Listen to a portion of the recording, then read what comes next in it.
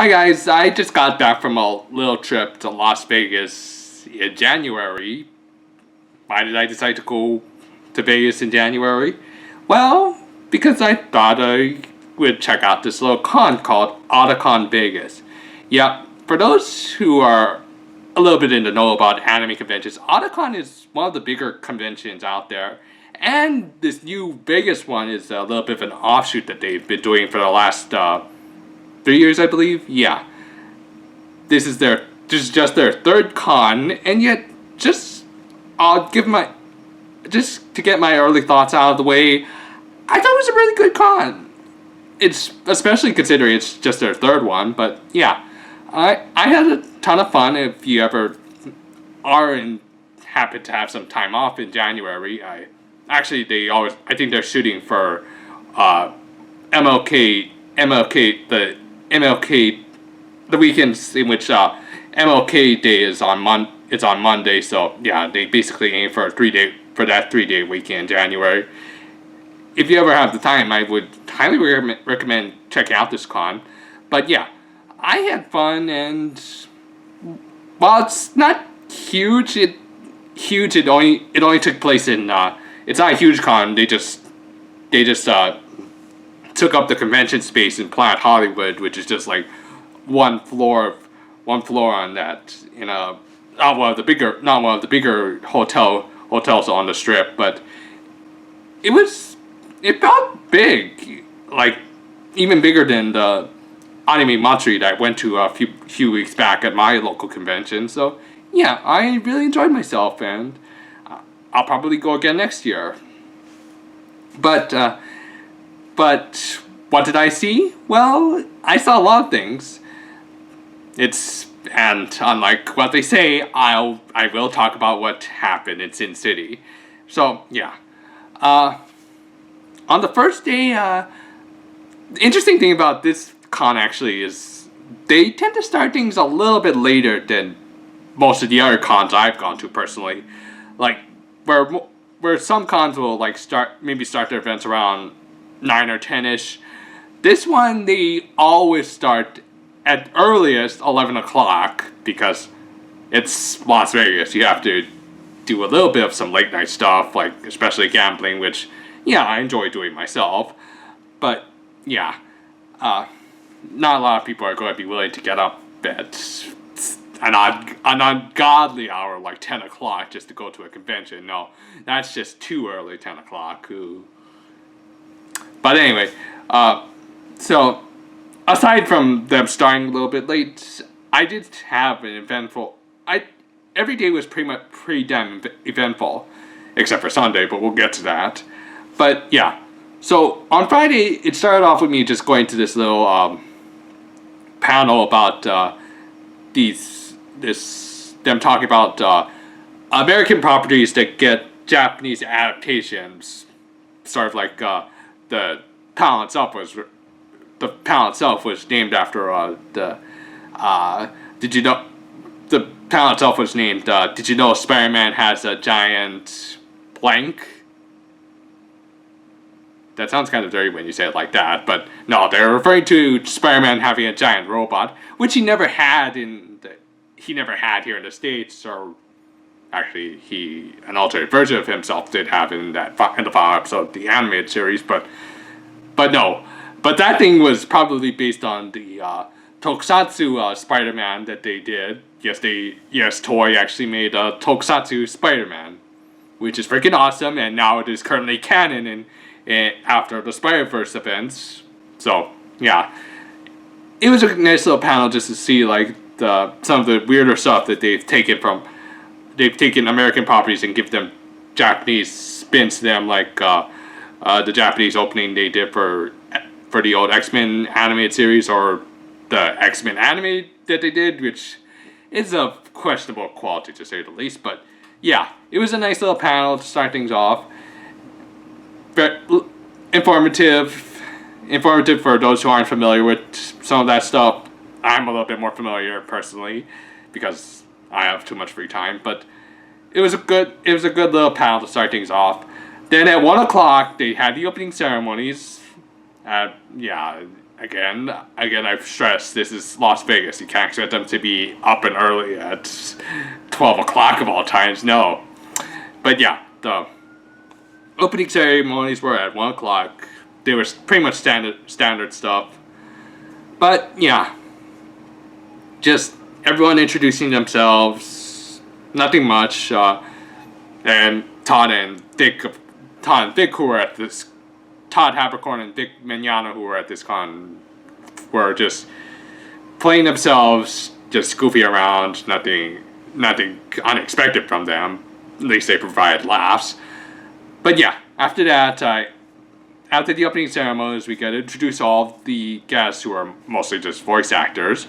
And in fact, the next panel I went to was a Q&A for Sandy Fox. If you don't know who Sandy Fox is, she's pretty much the lady who did all the Lolly voices from the 90s.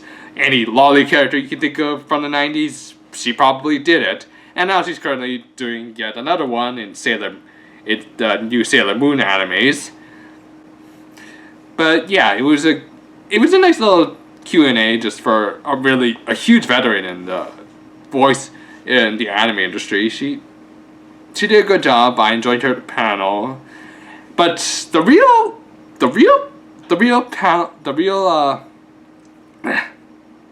panel that I ended up enjoying throughout the con were these improv shows that they were doing with these groups from, of course, Vegas, and another group which I saw on Friday, 404, who are like an improv group from Canada. And Jesus sweet Christ, I've never been to an improv comedy show at all in my life. But after seeing these guys, I'm probably going to go look up some if there are any improv groups here in Honolulu, because that was a ton of fun. They just like took suggestions from the audience, of course, anime-related suggestions like making fun of certain shows like Attack on Titan, Dragon Ball, pretty much every shonen anime, because those are always the easy targets to make fun of. And yeah, they did a great job. They were very witty, and even if they didn't get the anime, they still were able to make some really good parodies of it. So yeah, I enjoyed the Canada 404. Look them up. They're a ton of fun. Yeah. So that was great. The next panel I went to was hosted by this lady who I actually was able to get a picture of her cosplaying at the beginning of the day as Moa from Show by Rock, and I think her husband was playing the manager. But yeah, they hosted a panel about the purchasing of figurines, anime figurines, and they talked about how you probably should be careful and not end up like the lady who was hosting the panel, because apparently she's completely filled up her apartment with figurines of all sorts of filled up her apartment to the point that she's now considering maybe putting a few in her bathroom because she has no space anywhere else. And I'm guessing that she probably has burned a huge hole in her wallet, but I'm not judging. She's happy, or I think she's happy. But yeah, I'll be careful about if I ever get into collecting figures. I'm not a huge figurine fan myself. The only dolls that I have in my condo are like that Japanese doll back there, which I got from like my grandmother, and yeah, I like it. And then there's that other that Hatsune Miku virtual on parody, that virtual on Hatsune Miku, which I actually bought for an upcoming review, sneak preview. If you can guess what it is, if you can guess what that thing's supposed to be used for, then congratulations, you're really in the know. But yeah, anyway, the panel was nice. It was hilarious. It was hilarious just at how much she kind of was making of how much her husband was making fun of her slight addiction to the stuff, and it was also very informative. Like, they talked about the different types of figurines that are out there, and yeah, it was very informative. If I ever get into figurine collecting, I'll be sure to be careful about it. Hopefully. Anyway, after that, the last panel of the day was was an industry panel for a group called visual novel localization group called Sekai Project, who I'm actually familiar with. I remember like a long time ago, they were a fan translation group who did fan translations for school days, hence the name Sekai Project, which I'm guessing it's meant to refer to that. I won't use that word that begins with B and rhymes with which, but yeah, it's they were a group who were, I'm guessing, obsessed with Sekai Psychology from school days, and thus they did fan translations for all of the school days games, and now they're doing legal English localizations of school days, putting them up for sale, and yeah, and I think they also have a few other visual novels that they have on Steam right now. In fact, I actually got a download code for a game that's on Steam that I'm gonna look up after I'm done here. But yeah, they seem like a really good company, and the guy that they sent out to talk about it, he was extremely passionate about visual novels, and I can understand why. The visual novel that the biggest project that they're proud of right now is their successful Kickstarter for Mavlov, which, yeah, that is a fantastic series, and I'm really glad that they're going to be able to localize it. If I didn't have the PS3 Mavlov games that I bought from Japan, I probably would have helped with their Kickstarter. But yeah, they're a really passionate and awesome group that they're also like going. At the panel, they also talked about how they're going to like translate the manga for Gate, the series that's currently on this season, and yeah, so they're going to do that manga, and plus once Love Love comes out, that'll be awesome because I love the Love Love series. In fact, I really want them to already just do a Love Love anime, a real Love Love anime at this point. Why are they still doing these all these mech animes about the side stories to Love Love Alternative? Why can't they actually do a Love Love Alternative anime? And sorry, I kind of went off on a tangent there. Okay, let me just get back to talking about Otakon, and I won't vent my anger that they're still doing these Love Love Alternative side story animes and not the actual Love Love Alternative itself. I'm sorry, I did it again. So, yeah, that was Sekai Project probably delivered the best industry panel of the day, and yeah, it was the last panel I went to on Friday. I went back, had dinner, and of course gambled a little bit, and rested up for the next day, which started off with on Saturday with a panel with where we watched the 19th episode, I believe, of Sword Art Online the second season, because one of the guests they had was Erica Mendez, who, if you don't know, was the voice actress behind Ryuko Matoi, Rainbow Dash in the death battle against Starscream, and for Sword Art Online she did Yuki. Yeah, episode 19 was the first episode in which Yuki appeared, and is apparently one of Erica's favorite episodes, because it's Yuki, damn it. She's one of the most awesome characters in that show. And yeah, after we watched the episode, she really let out how much she enjoyed playing Yuki, and I think some tears came out because, well, if you know about Yuki from Sword Art Online, then you know about like what that character goes through. But yeah, if you haven't seen any bit of Sword Art Online, I would definitely recommend checking out the Mother's Rosario arc, because that's one of my favorite arcs. But yeah, it was a nice little panel. Erica was a ton of fun, and yeah. So after that one, let's see. The next panel was a Funimation industry panel. Pretty much standard stuff. It's always that one guy, James. I think James Roja, his name is. I'm sorry if I'm getting that wrong. That's just the name that comes off the top of my head. But yeah, it was the same guy who I've seen in. I saw him back at Anime Matsuri. I see him all the time at SakuraCon. It was a standard Funimation industry panel. No big announcements, but still fun, and it's always worth going there just for the chance of getting free prizes and all that. I didn't get any, but oh well.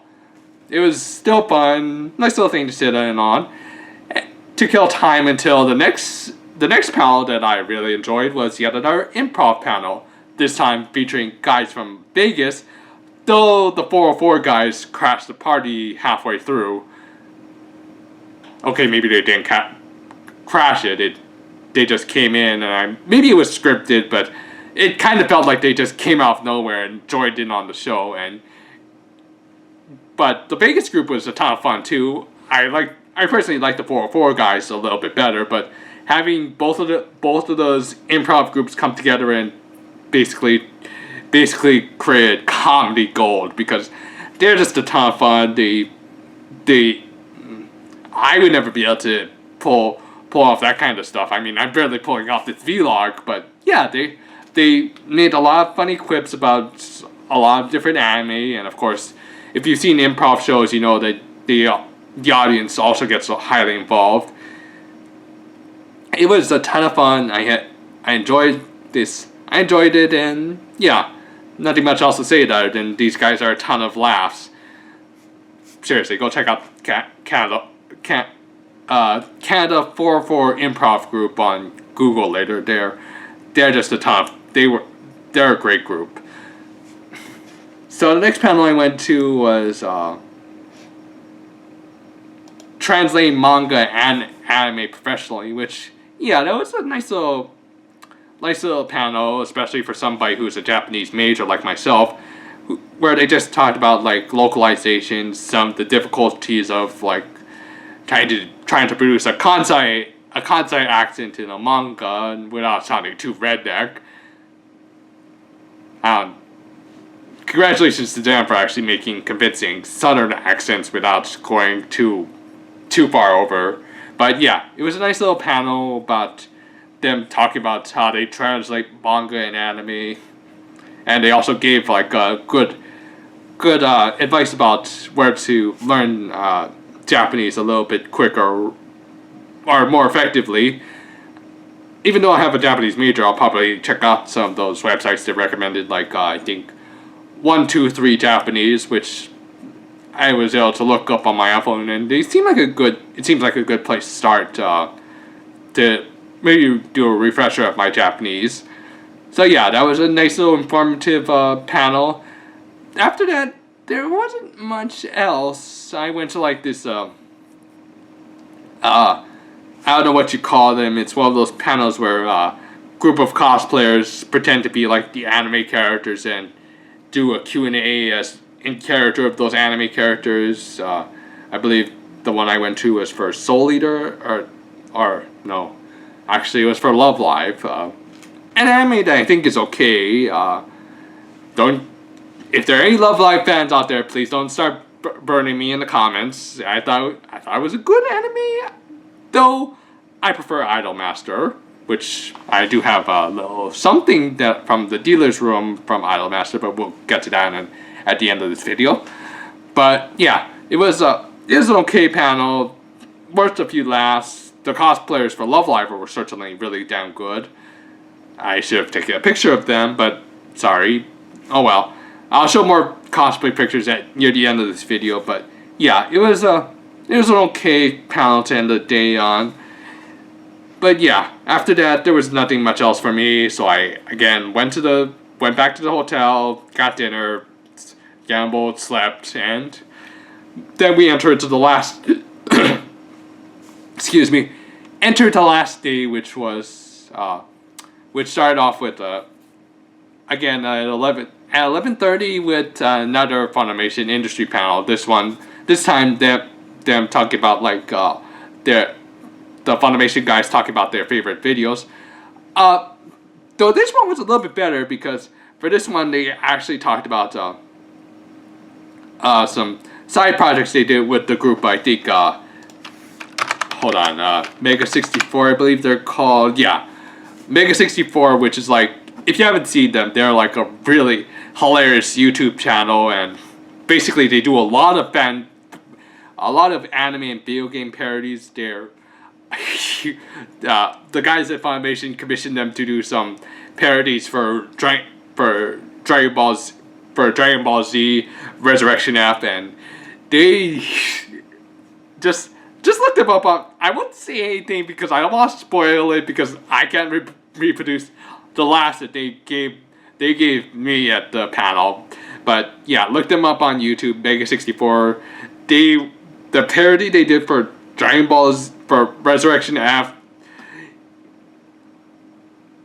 My voice is actually starting to hurt a little bit. I think it's because I think it's still damaged from all the laughter I did in that panel. They're just great. So yeah, that was definitely the better Funimation panel I went to. They also showed like some the water bucket challenge that they did at Funimation, which yeah, it was one of the better water bucket ice. If you remember those ice water bucket challenges they did back last year, which I know it was for charity, but those ice water bucket challenges, they were kind of stupid, you have to admit. But Funimation did one of the better ones I saw, and they showed a video for that at the panel. So yeah, that was definitely the better Funimation panel I went to. So that was good. After that, the last panel I went to before the closing ceremonies, yeah, it was a really short. Yeah, the closing ceremonies on Sunday were actually at 2 o'clock. 2 o'clock? Really? They couldn't like go a little bit until like 4 o'clock? But whatever. They're still a small convention. Maybe they'll be able to expand it out next year. But yeah, the last panel I went to before the closing ceremonies was probably the worst one I went to, honestly. The problem with it was a panel for Steven Universe, and no, I have nothing against Steven Universe. In fact, I want to really get into Steven Universe. Hence why I went into that panel, hoping that they could give me a good introduction to Steven Universe, as they were just going to talk about like some of the little Easter eggs they have of, or more, I should say, little shoutouts they have for anime and other properties in Steven Universe, which there are plenty of them. But the problem is that the group that did it, they were really unfocused. They like ended up trailing off into talking about other things, like even worse than what I did with Muv-Luv just a few minutes ago. They trailed off about stuff like I think they were supposed to talk about like this little shout out that Steven Universe did for Tiger Mask, and yet somehow that trailed off into them talking about WWE and how Bray Wyatt and Bo Dallas are brothers, and they were like shocked at how those two are brothers. And yet I'm thinking, what does this have to do with Steven Universe? You don't have to talk about your problems with the current WWE roster. It was an unfocused bit of a mess, and probably the worst panel I went to. But oh well, one bad panel amongst otherwise okay panels throughout the weekend. So yeah, I just shrugged that one off and went to the closing ceremonies at 2. And yeah, it was a short closing ceremony. It's just going until 2:30 really, even though the schedule said it was supposed to go until 3 o'clock, but no, it actually went to 2:30, and then they had a feedback panel, which got awkward when there was this one guy who kind of trailed off about, I think like I don't remember, something about them not giving more opportunities for volunteers. It just got really damn awkward, so I just left the room and headed back to the hotel. And yeah. Anyway, I did have a good time overall. I probably will go back next year, but yeah, it's still young, and there are going to be stinkers like that Steven Universe panel, but otherwise, yeah, I had a good time. As for stuff that I got from that day, there wasn't much, though I did get some nice things like this little Haruka-san figure, because if you don't know what this is from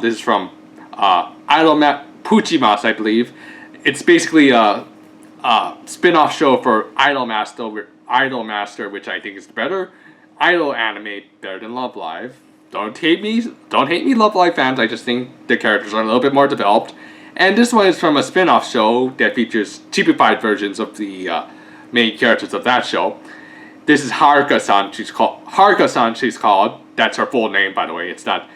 The San isn't an honorific. It's just this thing's name. Which, if you ever see Puchimas, this is honestly my favorite of the cheapified characters for various reasons.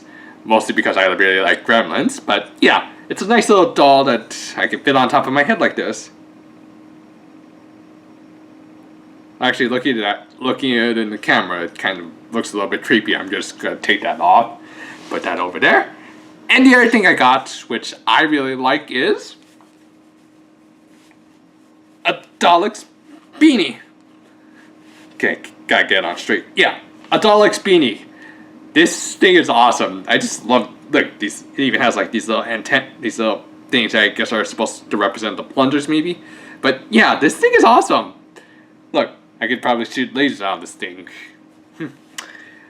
Yeah, nice little hat. I enjoy having beanies. I think I'm just gonna keep. I'm not sure if I would wear this over my regular beanie, but I just like having this. So yeah, put that on the side. And the last thing that I bought, Blu-rays for the Gurren Lagann movies.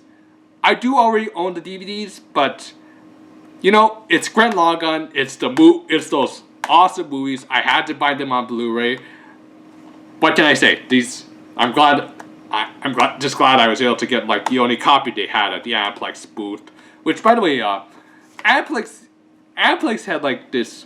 One thing I want to talk about a little bit is how Aniplex had this like really nice looking booth where they were able to sell a lot of their DVDs and Blu-rays. And then, even though Funimation was also at this con, as I just mentioned, they had like those two big panels. They had like a tiny little space in the dealer's room. I was like, really? This is it? Your rival company right next to you has like a much nicer booth where they're able to sell these awesome DVDs, and you guys don't even have DVDs. You're just giving out these surveys.